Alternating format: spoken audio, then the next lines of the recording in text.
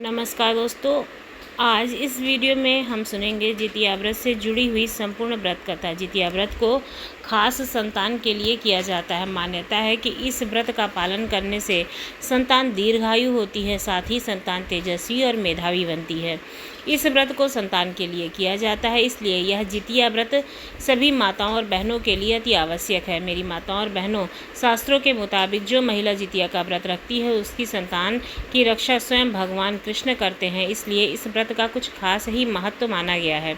जितिया व्रत को जितिया पुत्रिका व्रत के नाम से भी जाना जाता है। पूर्वांचल में मनाया जाने वाला जितिया पर्व बहुत ही महत्वपूर्ण माना गया है। शास्त्रों में इसका उल्लेख किया गया है। हिंदू धर्म की महान पौराणिक कथा के अनुसार जब महाभारत के युद्ध के दौरान अश्वत्थामा ने अभिमन्यु की पत्नी उत्तरा के गर्भ में पल रही संतान को मार दिया था, तब भगवान श्री कृष्ण ने अपनी शक्ति से एक बार फिर से उसे जीवित कर दिया था। जन्म के बाद पुत्र का नाम जीवित पुत्री रखा गया था। इसी के बाद से जितिया यानी कि जीवित पुत्री का व्रत रखने की परंपरा शुरू हुई। हर साल जीवित पुत्री का व्रत अश्विन मास के कृष्ण पक्ष की अष्टमी तिथि के दिन रखा जाता है। इस दिन पितृपक्ष की अष्टमी तिथि का श्रद्धा भी किया जाता है। इस व्रत में भगवान श्री गणेश, माता पार्वती और शिव जी की पूजा की जाती है। वैसे तो इस व्रत की पूजा प्रदोष काल में की जाती है। अगर मेरी प्यारी माताएं और बहनें किसी कारणवश व्रत करना चाहती हैं तो ध्यान रखें कि राहु काल का समय ना हो, तभी पूजा करें और पूरी सच्ची श्रद्धा भाव से कथा अवश्य सुने, क्योंकि व्रत कथा सुने बिना कोई भी व्रत पूर्ण नहीं माना जाता है और ना ही उसका कोई फल मिलता है। तो आइए सुनते हैं सबसे पहले गणेश भगवान की कथा। बोलिए गणपति बप्पा की जय। एक बार श्री गणेश जी महाराज एक सेठ के खेत में जा रहे थे तो उन्होंने 12 दाने अनाज के उस खेत से तोड़ लिए। अचानक फिर गणेश जी के मन में ख्याल आया कि मैंने तो सेठ जी के यहाँ चोरी कर ली है, अब मुझे क्या करना चाहिए।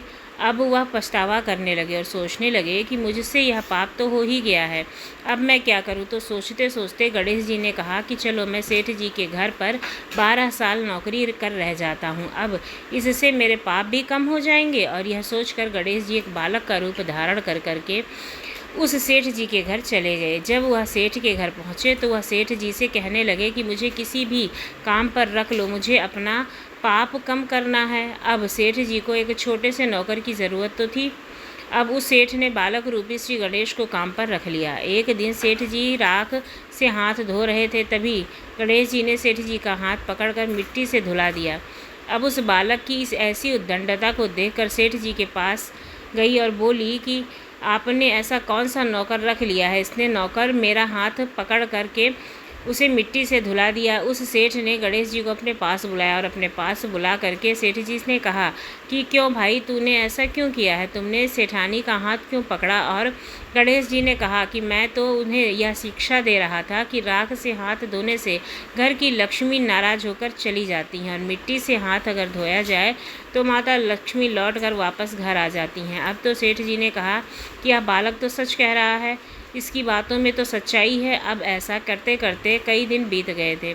थोड़े दिन बाद कुंभ का मेला आया। सेठ जी ने कहा कि मुझे तो टाइम नहीं है गणेश जी, अगर तुम सेठानी को कुंभ के मेले में स्नान करवा के ले आओ। तब गणेश जी सेठानी को लेकर कुंभ के मेले में चले गए तो वहाँ जाकर सेठानी तो किनारे पर बैठकर थोड़ा थोड़ा पानी डालकर नहा रही थी। तभी गणेश जी ने उनका हाथ पकड़ा और आगे ले जाकर डुबकी लगवाकर वापस ले आए। अब तो घर आकर सेठानी ने सेठ से कहा, गणेश जी ने तो मेरी इज्जत ही नहीं रखी, इतने सारे लोगों के बीच में मुझे घसीट कर पानी के अंदर ले गए और मुझे डुबकी लगवाई। अब तो सेठ जी ने फिर गणेश जी को बुलाया और कहा, भाई तुमने ऐसा क्यों किया, तो फिर सेठानी को पानी में क्यों डुबकी लगवाई। तब गणेश जी ने कहा, सेठ जी गंदे पानी के किनारे बैठकर नहा रही थी तो मैं उनको आगे ले जाकर अच्छे पानी में डुबकी लगवा कर लेकर के आया हूँ, इसमें अगले जन्म के बहुत बड़े राजा और राजपाट मिले होंगे। अब सेठ जी ने सोचा कि गणेश जी तो सच ही कह रहे हैं और सेठ ने उसे कुछ नहीं कहा। एक दिन सेठ जी घर में पूजा कर रहे थे, हवन हो रही थी उनके घर में, तभी सेठ जी हवन पर बैठे थे। उन्होंने गणेश जी से कहा कि जाओ सेठानी को बुला कर लाओ।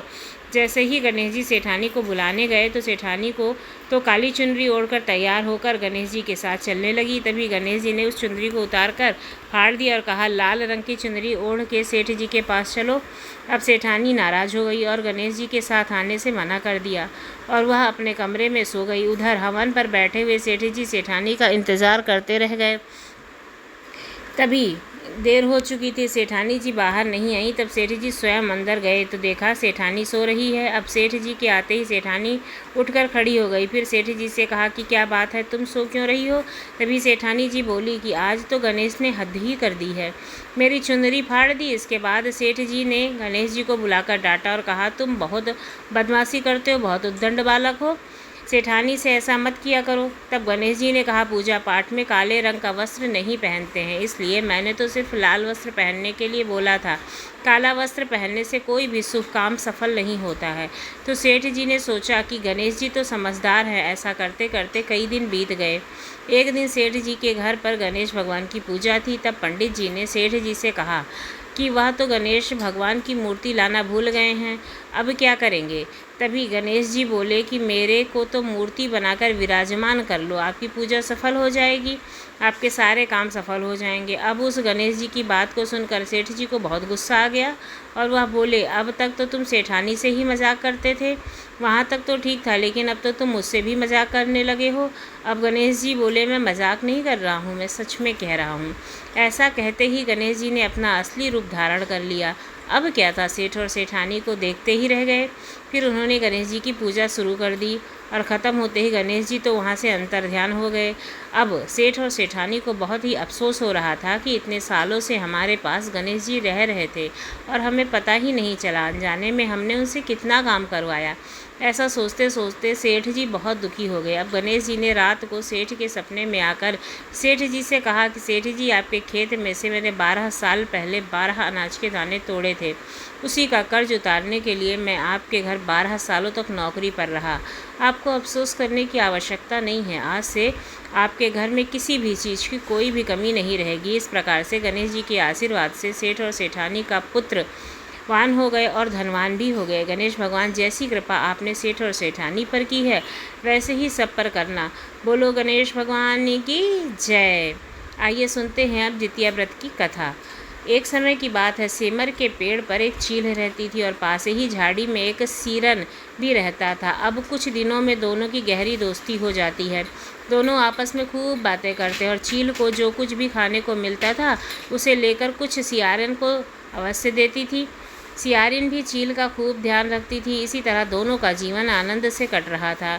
एक बार वन के पास गांव में औरतें जितिया व्रत की पूजा की तैयारी कर रही थीं, तो चील उन्हें बड़े ही ध्यान से देख रही थी।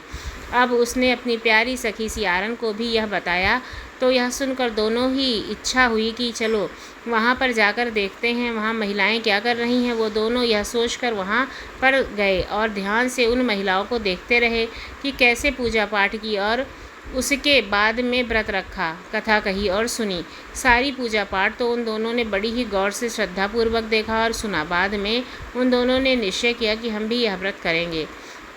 तो यह निश्चित करके सियारन और चील ने व्रत रख लिया। तभी निष्ठा और लगन से दोनों ने व्रत रखा। दिन भर भूखे प्यासे मंगल कामना करते हुए सारा दिन गुजर गया। मगर रात होते ही सियारन को बहुत तेज की भूख लगी। जब उसने खूब बर्दाश्त नहीं हुआ तो वह मांस और हड्डी खाने लगी। जैसे ही वह हड्डी चबा रही थी कि कड़कड़ की आवाज़ हुई, तो चील ने पूछा कि सियारन, यह कड़कड़ की आवाज़ कहाँ से आ रही है? तो सियारन ने कहा, बहन, भूख के मारे मेरे पेट में गुड़गुड़ाहट हो रही है। लेकिन चील को पता चल गया था कि वह हड्डियाँ खा रही थी। तब उसने सियारन को खूब डांटा, और जब व्रत हो नहीं सकता तो संकल्प क्यों लिया? अगर व्रत का संकल्प ले लिया था तो एक दिन खाना नहीं खाती तो क्या रात को कुछ बिगड़ जाता? तो चील की बात सुनकर सियारन लज्जा गई, मतलब शर्मा गई, और चील ने माफ़ी मांगने लगी। अब व्रत तो भंग हो चुका था, माफ़ी मांगने का क्या फ़ायदा? लेकिन चील को तो रात भर भूखे रहकर अपने व्रत को श्रद्धापूर्वक पूरा करना था। फिर वह पूरी श्रद्धा से हर वर्ष जितिया व्रत को करती थी। दूसरे जन्म में दोनों ने ही मनुष्य रूप में राजकुमारी बनकर एक ही घर में जन्म लिया। सियारन तो बड़ी बहन बनी और चील उसकी छोटी बहन। समय के साथ दोनों बड़ी हो गईं, तो सियारन की शादी एक राजकुमार से हो गई और छोटी बहन जो चील थी उसकी शादी राज्य के मंत्री पुत्र से हुई। अब समय बीतने लगा, दोनों राजा और मंत्री बने। अब सियारन बड़ी बहन को जब भी बच्चा होता था तो उसकी मृत्यु हो जाती थी और उसकी जो छोटी बहन थी उसका जब बच्चा हुआ वो हट्टा कट्टा तंदुरुस्त होता। अब बड़ी बहन बार बार अपने बच्चों को खोने के दुख से अत्यंत दुखी रहने लगी, साथ ही अपनी छोटी बहन से ईर्ष्या भी रखने लगी। एक बार उसने अपनी छोटी बहन के बच्चों के सर कटवा कर एक डिब्बे में बंद कर दिए। बहुत ही खुशी हुई कि अब तो मेरे जैसी ही मेरी छोटी बहन भी हो गई है। लेकिन कुछ देर बाद वह देखती क्या है कि थोड़ी ही देर के बाद में उसकी छोटी बहन के बच्चे माँ माँ करते हुए दौड़ते आते हैं। तो यह देखकर वह आश्चर्यचकित हो जाती है और जाकर जिस डिब्बे में उसने सर काटकर बंद किया था उस डिब्बे को खोलकर देखती है तो उसे आश्चर्य होता है, क्योंकि उस डिब्बे में बहन के बच्चों के सर नहीं बल्कि मिठाइयाँ रखे थे। अब तो उसने कई बार और अपने बच्चों को मारने के प्रयत्न किए, उसकी बहन के बच्चे मर जाएं या तो उसके पति को मारने की कोशिश करती, पर वह कभी भी सफल नहीं हुई। समय बीतता गया, वह उस तरह की कोशिश करते करते हार चुकी थी। तो एक दिन उसने देखा कि उसकी छोटी बहन सज धज कर पूजा की थाली लेकर कहीं जा रही है। तो उसने पूछा कि बहन तुम कहाँ जा रही हो? तब उसने बताया कि मेरा आज जितिया का व्रत है। अब अपनी छोटी बहन की बात को सुनकर उसकी बड़ी बहन बोली कि यह व्रत तुम क्यों रखती हो? इस व्रत को रखने से कौन सा फल मिलता है? तब वह बोली कि बहन, इस व्रत को करने से निसंतान को संतान प्राप्ति होती है और जिनको संतान है उनके आरोग्य, जीवन और लंबी उम्र का आशीर्वाद मिलता है। भगवान श्री कृष्ण उनके बच्चों को सुरक्षित रखते हैं। इस तरह का व्रत का महत्व बताते हुए वह बड़ी बहन से बोली कि बहन, मैं तो कहती हूँ कि तुम भी जितिया पुत्र करो, तुम्हारी भी गोद अवश्य ही भर जाएगी। अब तो अपनी छोटी बहन के मुख से ऐसी बात सुनकर उसे अपनी भूल का आभास हो गया कि मेरी छोटी बहन मेरी सूनी गोद की परवाह करती है और मैं उसी की गोद उचारने चली थी। हाथ जोड़ करके अपनी बहन से माफ़ी मांगने लगी। अब उसकी छोटी बहन ने उसे माफ़ कर दिया, उसे अपने साथ पूजा करने के लिए ले गई। वहाँ जाकर जितिया व्रत की विधि विधान से पूजा की और व्रत रखवाया। कथा सुनी। व्रत के प्रभाव से रानी के 9 महीने सुंदर गर्भ से पुत्र पैदा हुआ। फिर दोनों बहनें हंसी खुशी रहने लगीं और हर साल जितिया व्रत रखने लगीं। मित्रों, चलो अब जितिया व्रत की तीसरी कथा को सुनते हैं। गंधर्व के राजकुमार का नाम जीमूतवाहन था। वे बड़े ही उदार और परोपकारी थे। जीमूतवाहन के पिता ने वृद्धावस्था में परास्त आश्रम में जाने समय इनको राज सिंहासन पर बैठाया, किंतु इनका मन राजपाट में बिल्कुल भी ना लगा। तो अपने राज्य का भार अपने भाइयों पर छोड़कर स्वयं वन में अपने पिता की सेवा करने के लिए चले गए। एक दिन वन में जीमूतवाहन की मुलाकात मालव नामक राजकन्या से हुई और दोनों में प्रेम हो गया। एक दिन जब वन में दोनों घूम रहे थे तो जीमूतवाहन काफ़ी आगे निकल गए तथा उन्हें एक वृद्ध महिला विलाप करते हुए दिखाई दी। अब तो इस तरह उसे रोते बिलखते देखकर जीमूतवाहन उनके पास गए और रोने का कारण पूछा। तो वृद्धा महिला ने रोते हुए बताया कि मैं नागवंश की स्त्री हूँ, मेरी इकलौती पुत्र है और पक्षराज गरुड़ के प्रकोप से मुक्ति दिलाने के लिए नागों ने यह निर्णय लिया है कि रोजाना वह गरुड़ के पास नाग भेजते रहेंगे। तो आज मेरे पुत्र शंखचूड़ की बारी का दिन है और उनकी ही बलि दी जाएगी। आज मेरे पुत्र का जीवन संकट में है और थोड़ी ही देर बाद मैं पुत्र विहीन हो जाऊंगी। एक स्त्री के लिए इससे बड़े दुख का कारण क्या हो सकता है कि उसके जीते जी उसका पुत्र ना रहे। और इस तरह बताते हुए वह बूढ़ी औरत बुरी तरह से विलाप करने लगी। जीमूतवाहन को यह सुनकर बहुत ही दुख हुआ। तभी उन्होंने उस वृद्ध महिला को आश्वासन देते हुए कहा कि डरो मत, मैं तुम्हारे पुत्र के प्राणों की रक्षा अवश्य करूँगा। आज मैं उसके स्थान पर खुद को लाल कपड़े में ढककर वंदे शिला पर लेट जाऊंगा ताकि गरुड़ मुझे खा जाए और तुम्हारा पुत्र बच जाए। इतना कहकर जीमूतवाहन ने शंखचूड़ के हाथ से लाल कपड़ा ले लिया और उसे स्वयं पर लपेटकर गरुड़ को बलि देने के लिए चुनी गई जगह पर जाकर वंदे शिला पर बैठ गया।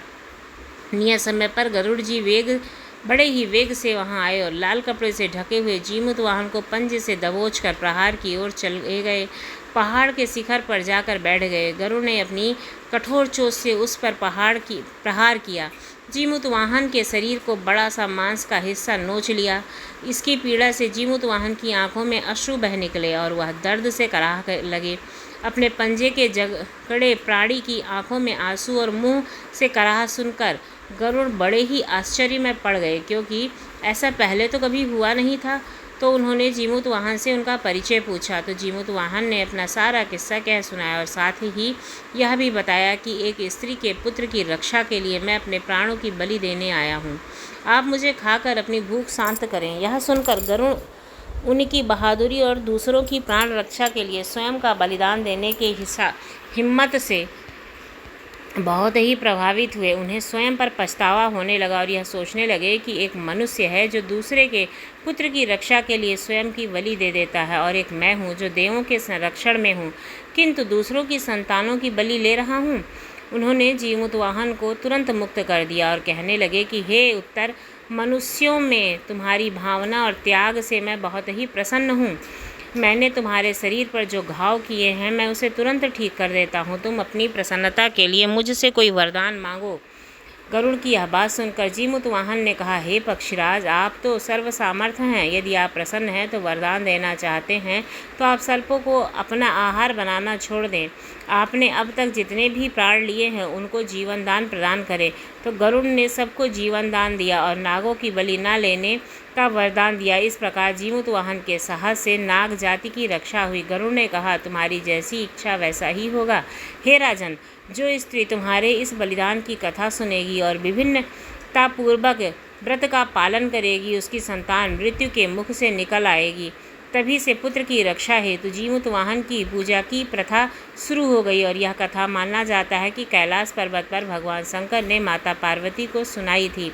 जीमूत जितिया पुत्रिका के दिन भगवान श्री गणेश, माता पार्वती, शिव जी की पूजा ध्यान के बाद में व्रत कथा अवश्य सुननी चाहिए। मित्रों, अब हम सुनेंगे जितिया व्रत की तीसरी कथा। यह कथा महाभारत काल से जुड़ी है। जब महाभारत का युद्ध हुआ था उसके बाद में उनके पिता की मृत्यु के बाद से अश्वत्थामा बहुत ही नाराज थे और उनके अंदर बदले की आग जल रही थी। बदला लेने के लिए अश्वत्थामा ने पांडवों के शिविर में घुसकर वहां 5 सोए हुए लोगों को पांडवों समझकर मार दिया था, लेकिन वे सभी द्रौपदी की 5 संतानें थीं।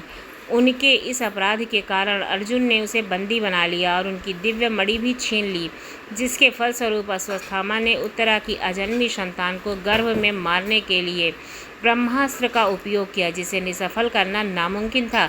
उत्तरा की संतान का जन्म लेना भी बहुत ही जरूरी था। ब्रह्मास्त्र के प्रयोग से उत्तरा का पुत्र उनकी कोख में ही मर गया। इसलिए भगवान श्री कृष्ण ने अपने सभी पुण्य का फल उत्तरा की अजन्मी संतान को दे करके उनको गर्भ में ही पुनः जीवित कर दिया। गर्भ में मरकर जीवित होने के कारण उसका नाम जीवित पुत्री का पड़ा और आगे जाकर यही राजा परीक्षित बने। तभी से इस व्रत को बड़ी ही श्रद्धापूर्वक किया जाता है। आशा है आपको हमारे द्वारा सुनाई गई जीमूतवाहन की कहानी और जितिया पुत्रिका व्रत की कहानी अच्छी लगी होगी। अगर अच्छी लगी तो हमारे चैनल को लाइक करें, शेयर करें, सब्सक्राइब करना ना भूलें। आपके लिए मैं लेकर के आऊँगी जीमूतवाहन की एक और भी कहानी, यानी कि जितिया पुत्रिका व्रत की एक और कहानी। तो आप सुनते रहिए हमारे चैनल को और कहानियों को। धन्यवाद।